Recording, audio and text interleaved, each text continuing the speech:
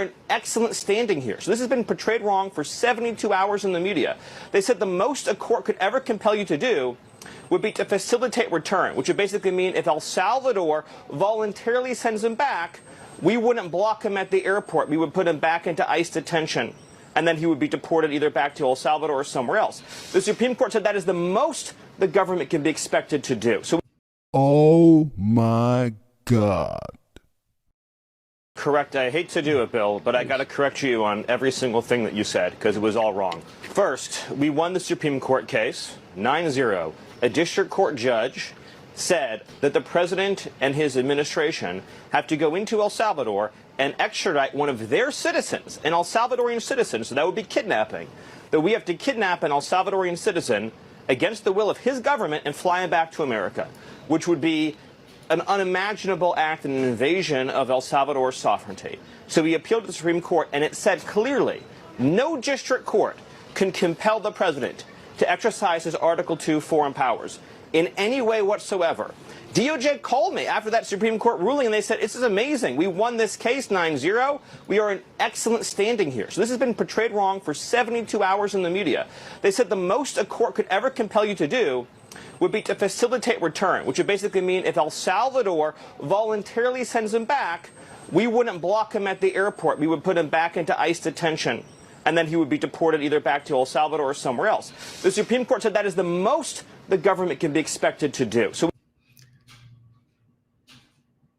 they just pick and choose any situation to use to push their agenda.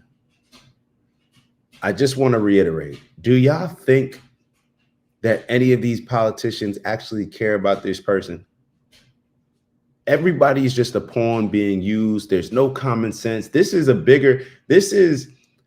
us trying to use any type of logic to why Daniel Jones and the Giants are going to win the Super Bowl. Like, this is how we look at these political parties.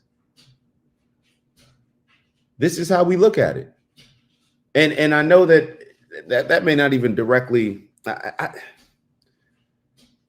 I just don't understand how we get one information from one group, one from the other. What have you guys been hearing? Let me ask y'all this. If you've been hearing something on the other side, not that you agree with it, but what have you been hearing? Oh my God, this person, they make it seem like this model citizen was taken out of his home wrongfully and taken away from his family. I'm looking forward to playing the next video with Carolyn Levette when she explains some of the things that he was found guilty of, I believe. I don't even want to say if I don't think that it was an accusal situation, but maybe it was accused. But either way, I want to talk about it because it seems that we just pick and choose who we have a lot of grace for when it comes to certain crimes that they commit. It's like on one end, oh, we shouldn't be killing people, but Luigi Mangione, we're going to celebrate him. On one end, it's Donald Trump was found guilty of sexual assault, but with this MS-13 member, let's bring him back. Let's make him a hero, even though he was found, or we'll get into that when we get into that. We won the case handily. The misreporting on this has been atrocious. Okay, Secondly, I appreciate he was the not, no, Bill, it's important. He was not mistakenly sent to El Salvador. Okay, so do you still He's believe an illegal alien from El Salvador. Hold on, this is important. In 2019, he was ordered deported. He has a final removal order from the United States. These are things that no one disputes. Where is he from? El Salvador. Where is he a resident and citizen of? El Salvador. Is he here illegally? Yes. Does he have a deportation order? Yes. Here's the thing. If you are a member of a foreign terrorist organization, you cannot have a withholding order. Since he's in MS-13, there is no withholding order. Furthermore, the gang that he is accused of being persecuted by doesn't exist anymore in El Salvador. The 18th Street gang is gone. So you have an illegal alien from El Salvador. Bill, where are we supposed to send the illegal alien from El Salvador? You haven't even to what allowed me country? to ask you a question. Are you convinced he is still a member of MS-13? That was your original charge. Yes. But here's the thing, Bill. This is a tough one. Yes, but here, not only am I convinced of it, not only is El Salvador convinced of it, Bill, he's an illegal alien from El Salvador. Okay, so aside from him even being in the gang, if he's in a gang, if he's not in the gang, if you're an illegal alien and you come here illegally, and this is what gets me so hot when it comes to this conversation around the migrant crisis. Ew, ew. Sorry to interrupt the video. We got a new challenge. 20,000 by the end of April. We fell short in March, but we're going to get our goal this month. Thank you all in advance for those that are going to continue to like, subscribe, maybe even leave some comments and let us know how we're doing. And on that note, let me let y'all get back to the video and I'll see y'all soon. Ew. Why are we more upset with Trump for making, let's say that this is a mistake. Let's say that this is a mistake. Let's say that they made a mistake with one person. Why does it seem like we're more upset with Donald Trump trying to fix a problem that Joe Biden and the Democrats caused? It is what it is. It just it hit peak numbers of illegal migrants coming in during Joe Biden and Kamala Harris's presidency. It just is what it is. Why are we more upset? And why is the story with the slow songs and the emotional appeal to us to feel for these people, to feel for this gentleman that was sent to El Salvador? Why does it seem like there's more of an emotional appeal and more anger against Trump than it is for Joe Biden, Kamala Harris, and the Democratic policies that they put in play, the executive orders that when they won, they got rid of with Donald Trump?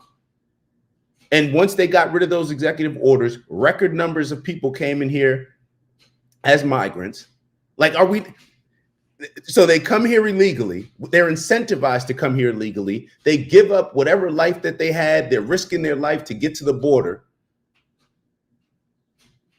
because they were incentivized by Joe Biden and Kamala Harris. And then now when they got to get deported, because we don't even have a country that can take care of ourselves. We're in, what, $36 trillion worth of debt? I'm not sure the number. Maybe I'm wrong. Is it 26, 36? I forget. So now we're more upset at Trump of having to fix a problem that Joe Biden and Kamala Harris caused. We're more upset at that than actually placing any accountability on, well, why did they want these illegal migrants here? Why are they giving these illegal migrants all these Social Security cards? They were trying to bring in new voters. It just is what it is. That's why they should strategically place them in different states, in different areas, so they would impact certain elections. So now let's listen to Carolyn Levette, because she broke down it from a different standpoint than Stephen Miller. But I think it's worth listening to at least a little bit of it. And then let me catch up with these comments first. Professor, what's up, Professor? Grand Rising. Steve in the building. Different grace for our favorite politicians as well. Their level of corruption is entirely acceptable. It's funny that you say that. I got a funny video of this gentleman.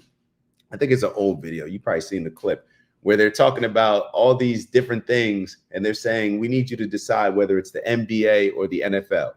Like, we're getting ready to read you some things. And they went through these amount of people got in trouble for this, these amount of people, sexual assault, rape, all these different things that they named. And then they said NBA or NFL. Raise your hand if you think it's the NBA. Raise your hand if you think it's the NFL. And it was Congress. You know what I mean? So that's what your comment just reminded me of. Maya wrote there was an order for him not to be sent to the El Salvador by a judge, which is why the first attorney said they made a mistake. I don't know. And that's the thing. I've heard that story as well. And then I'm wondering, why would the judge place an order? I guess because they wanted the person to go through due process. But with Trump, I guess, declaring a lot of these gangs as terrorist groups, he was able to do what he was able to do. Like I said, let's say that it was a mistake. Why do you think that they're trying to use this one story with this particular person in order to make us feel bad, in order to hate Trump, rather than placing the accountability on the people who actually caused these problems? Yeah, maybe he would have been fine here if Joe Biden and Kamala Harris didn't want to bring in millions of other illegal migrants to the point where it created a crisis in the country, and now they got to go after everybody.